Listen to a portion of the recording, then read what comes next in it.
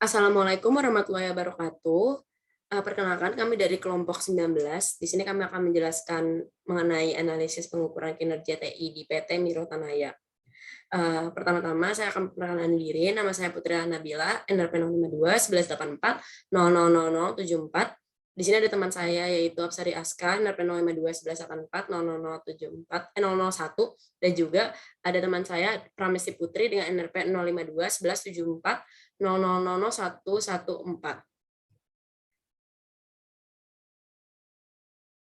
Yang pertama ada visi dari Mirota, yaitu menjadikan Mirota Kampus sebagai rumah belajar yang bernuansa kekeluargaan dengan memberikan layanan yang ramah, cepat, dan tepat, produk yang berkualitas, harga yang murah, dan fasilitas yang nyaman serta aman, sehingga Mirota Kampus mempunyai nilai lebih dan dapat dipercaya oleh masyarakat Yogyakarta.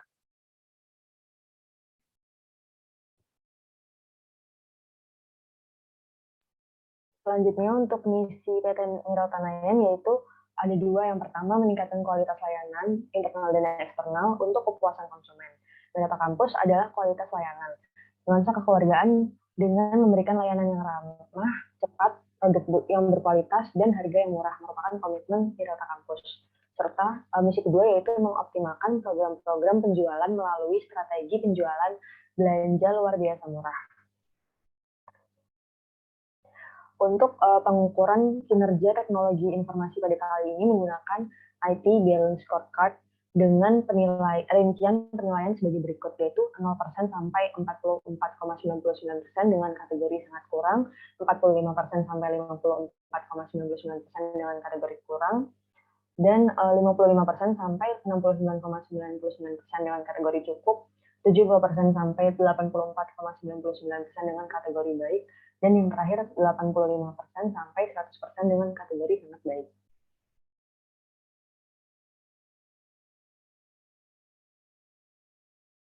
Selanjutnya yaitu hasil pengukuran kinerja TI Balance Scorecard. Yang pertama dari perspektif kontribusi perusahaan, di mana untuk kontribusi perusahaan ini ada beberapa perspektif, yaitu ada pengendalian biaya TI, tujuan TI dan bisnis, dan produktivitas karyawan dengan TI, di mana ada progresnya, value, dan juga target yang ingin dicapai.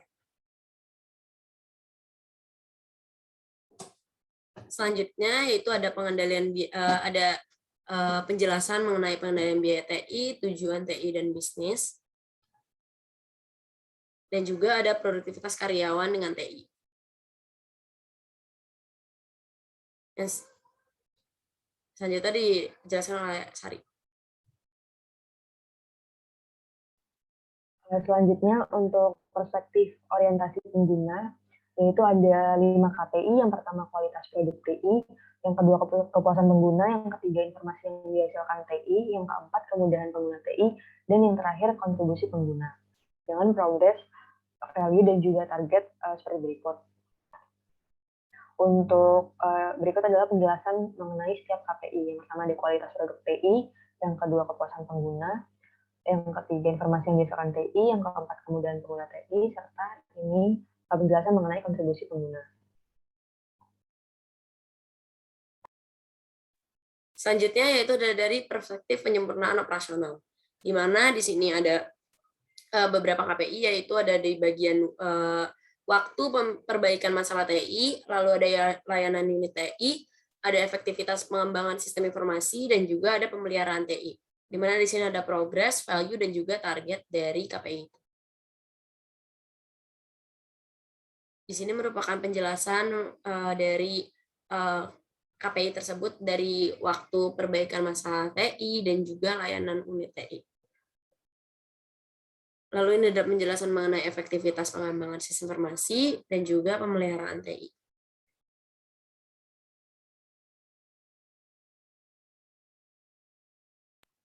Selanjutnya untuk perspektif orientasi masa depan. Di sini ada 4 KPI dengan yang pertama jumlah staf ahli TI, yang kedua penelitian TI terbaru, yang ketiga pelatihan staf TI, dan yang keempat inovasi produk TI dengan progress, value, dan target seperti berikut. Yang berikut adalah penjelasan dari setiap KPI, mulai dari jumlah staf ahli TI, penelitian TI terbaru, dan juga inovasi produk TI.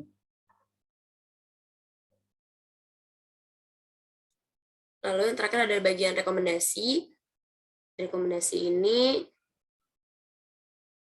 yang pertama dari perspektif kontribusi perusahaan, di mana ada beberapa rekomendasi. Yang pertama yaitu pengendalian biaya TI, di mana di dalamnya ada dua rekomendasi, yaitu menerapkan pengendalian biaya yang efektif dan juga melakukan pengembangan terhadap pengendalian biaya yang ada pada sistem informasi Sireta. Yang kedua yaitu ada tujuan TI dan bisnis, di mana ada 3 rekomendasi, yaitu meninjau ulang kebutuhan perusahaan. Yang kedua ada menerapkan tata kelola TI yang baik dan melakukan evaluasi kinerja TI, dan juga yang terakhir ada penyempurnaan dan perbaikan sistem informasi Sireta. Jadi next. Lalu yang ketiga yaitu ada produktivitas karyawan dengan TI, yaitu walaupun KPI-nya baik, tetapi masih ada perbaikan, misalnya itu di dalam melakukan pemeliharaan terhadap infrastruktur TI.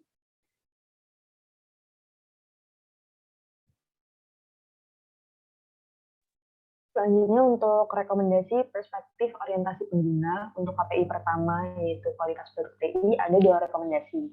Yang pertama yaitu melakukan pengembangan sistem informasi yang berpedoman terhadap siklus hidup suatu sistem informasi. Dan yang kedua melakukan monitoring dan evaluasi untuk setiap tahap pengembangan.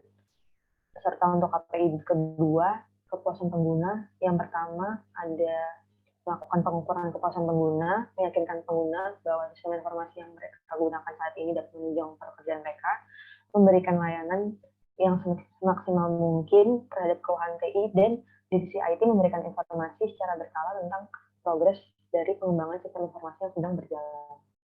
Selanjutnya untuk KPI ketiga yaitu informasi yang dihasilkan TI, ada 2 rekomendasi. Yang pertama mengkaji ulang kebutuhan pengguna perusahaan, serta yang kedua yaitu melakukan perbaikan sistem informasi Sireta. Untuk KPI keempat atau kemudahan pengguna TI, ada 2 rekomendasi. Yang pertama adanya ketegasan dan himbauan secara terus-menerus dari pimpinan agar semua unit mau belajar sesuatu yang baru dan melakukan pelatihan penggunaan TI terhadap pengguna. Untuk KPI terakhir yaitu kontribusi pengguna, terdapat satu rekomendasi yaitu selalu melibatkan semua pengguna dalam pengembangan sistem informasi, mulai dari requirement gathering sampai sistem informasi tersebut diimplementasikan.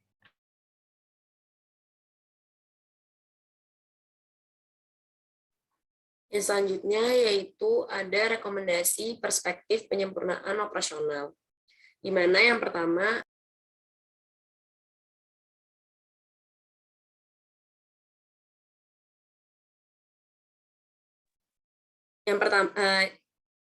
rekomendasi perspektif penyempurnaan operasional. Yang pertama yaitu waktu perbaikan masalah TI dan layanan unit TI.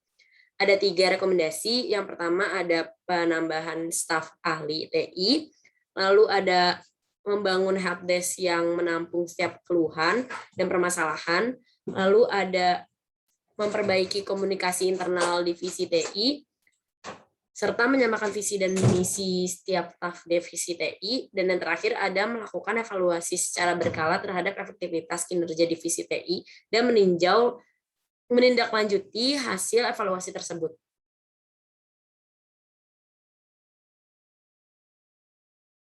Lalu yang kedua ada efektivitas pengembangan sistem informasi. Di sini ada satu rekomendasi yaitu melakukan pengembangan sistem informasi secara terjadwal. Pengembangan dilakukan dalam melihat permasalahan dan kekurangan yang terdapat di dalam sistem informasi. Yang ketiga yaitu pemeliharaan TI, di mana melakukan pemeliharaan sistem secara rutin dan terjadwal. Bisa di next.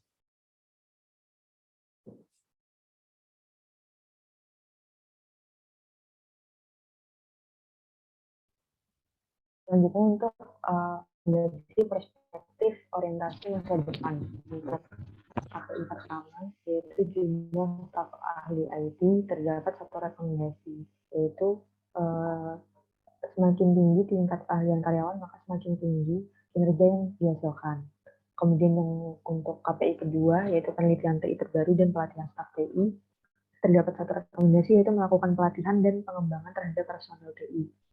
Untuk KPI 3 yaitu inovasi produk TI, terdapat rekomendasi yaitu produk TI perlu dilakukan perbaikan dan pengembangan untuk memperbaiki kekurangan dan untuk memenuhi kebutuhan di perusahaan.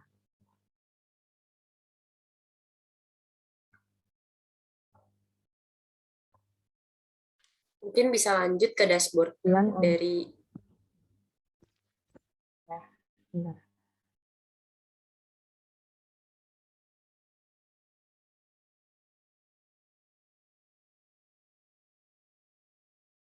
Baik, di sini saya akan menjelaskan satu dari dashboard yang sudah kita buat untuk PT Miratanayan untuk KPI untuk perspektif yang pertama yaitu penyempurnaan operasional, di mana di sini kami mengambil jumlah keluhan pengguna per tahunnya.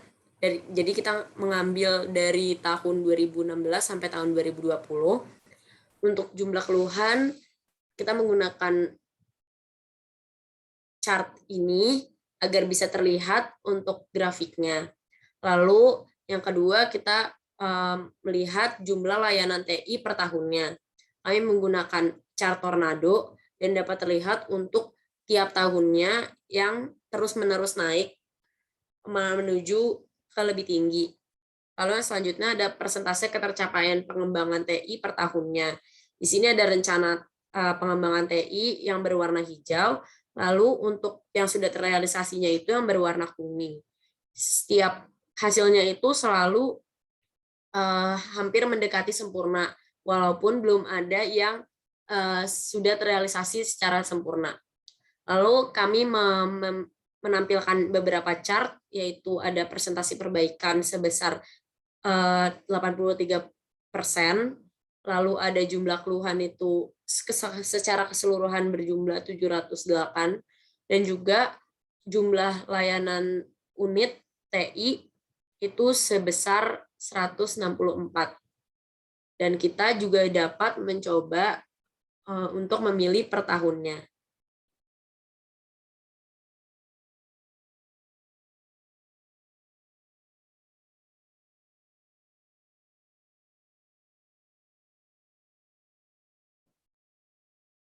Mungkin bisa di next ke selanjutnya.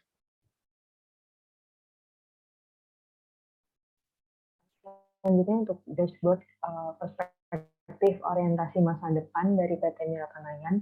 Yang pertama, kami membuat visualisasi menggunakan line chart untuk jumlah pegawai yang lulus sertifikasi. Jadi di sini ada 4 sertifikasi untuk setiap tahunnya, serta untuk chart kedua ada masih menggunakan line chart yaitu jumlah anggaran penelitian per tahun serta dibandingkan dengan target anggaran. Untuk chart ketiga yaitu ada jumlah inovasi TI per tahun, ini ada jumlahnya serta target dari jumlah inovasi per tahun. Untuk chart terakhir yaitu jumlah anggaran pelatihan pegawai per tahun, terdapat jumlah anggaran dan juga target anggaran yang dibandingkan secara langsung. Ini juga bisa dipilih untuk per tahunnya. Mungkin bisa untuk perspektif selanjutnya.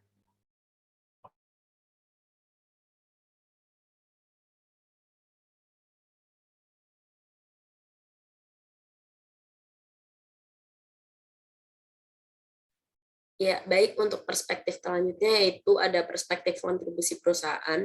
Di sini ada 4 visualisasi. Yang pertama yaitu jumlah aplikasi yang terimplementasi.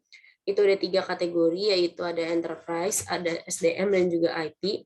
Di sini juga bisa terlihat kita menggunakan pie chart, jadi bisa terlihat untuk hasilnya mana yang lebih dominan hasilnya. Lalu yang selanjutnya ada persentase implementasi aplikasi per tahun. Di sini ada presentasi implementasi dan juga ada persentase pembuatan aplikasinya. Lalu yang ketiga ada persentase produktivitas pegawai.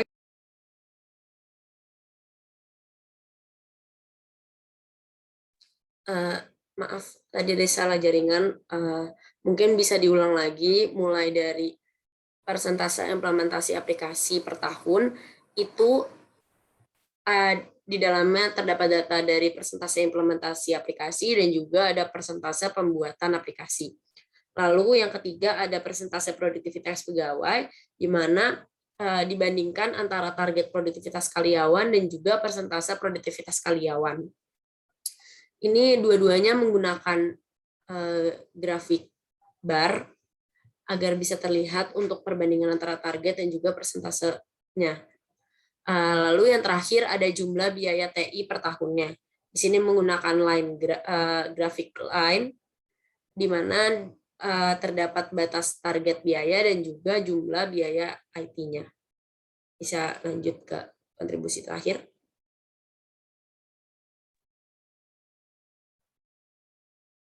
Untuk perspektif terakhir yaitu dashboard kontribusi pengguna. Nah, yang pertama ini ada rangkuman dari tiap-tiap KPI dari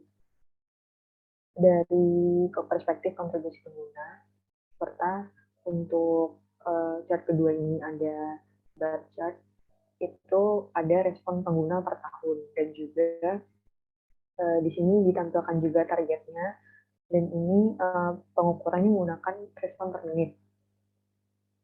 Nah, selanjutnya untuk chart ketiga ada jumlah pengguna per tahun menggunakan bar chart, dan ditampilkan untuk setiap tahun perbandingan antara jumlah pengguna dengan targetnya. Serta untuk chart keempat yaitu ada jumlah error per tahun dan juga batas target untuk jumlah error per tahun. Serta yang terakhir di sini ada jumlah keluhan total dari dari semua tahun, dari kelima tahun. Mungkin sekian penjelasan dashboard dan juga profil dari PT Mirota Nahyan. Kurang lebihnya mohon maaf. Assalamualaikum warahmatullahi wabarakatuh.